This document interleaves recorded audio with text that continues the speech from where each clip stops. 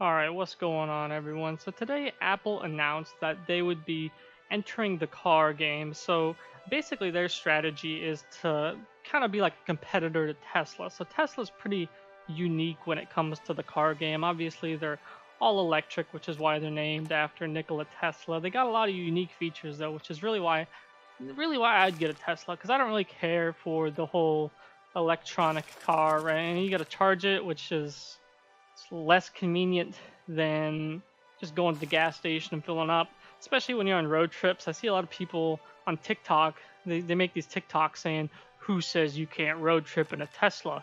You just got to charge it. And it takes like 40 minutes at a supercharger. Like, you don't want to stop for 40 minutes on a road trip, right? You barely want to stop like 5 minutes to get gas. But anyway, I'm surprised honestly another car company hasn't tried to break into that market where they got the big screens, they got games you can play on it, they got like the dog mode. The one I would really care about is autopilot, right? I don't want to have to drive myself if I don't have to, because number one, is it convenient, but it's also safer to have the autopilot. So I think that's really cool. That's the main reason I would want to get a Tesla. But Apple announced that they're going to be cutting into the car game. They call it Project Titan.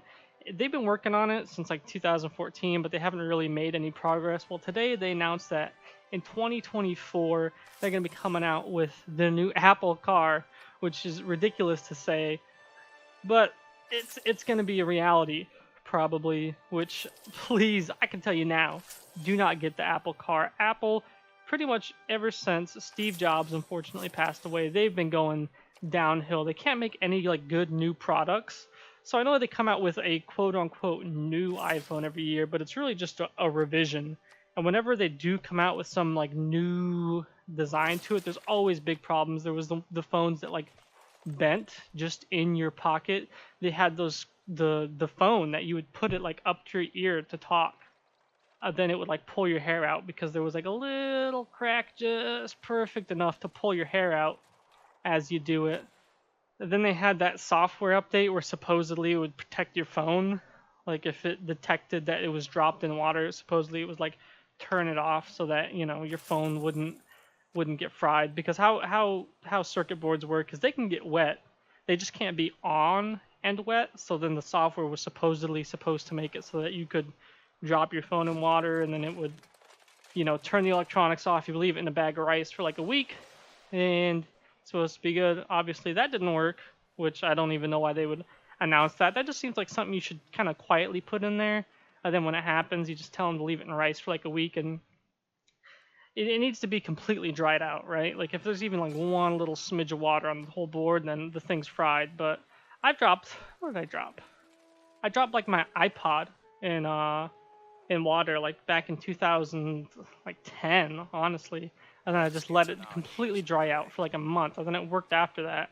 Anyway, Apple has not had a good reputation when it comes to new products. They've not been able to design something new without flaws.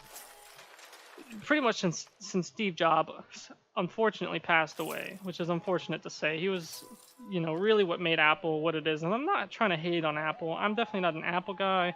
I know there's a lot of Apple fanboys out there who will get really butthurt when you even insult Apple a little bit, which is really sad to say. I hate when people are so devoted to a company, especially one as bad as Apple, because you can't even get your phone repaired at like a third-party place. Like if I just wanted to open up like a screen repair shop, they have like put software in there that would recognize like the serial number of the screen. It's pretty easy to replace a screen. You just pop the screen off. There's a ribbon cable. You pop the cable out. You put the new one in. Put the new seal back on the phone there, and you put the screen back on. Bibbidi bobbidi, you're done, right?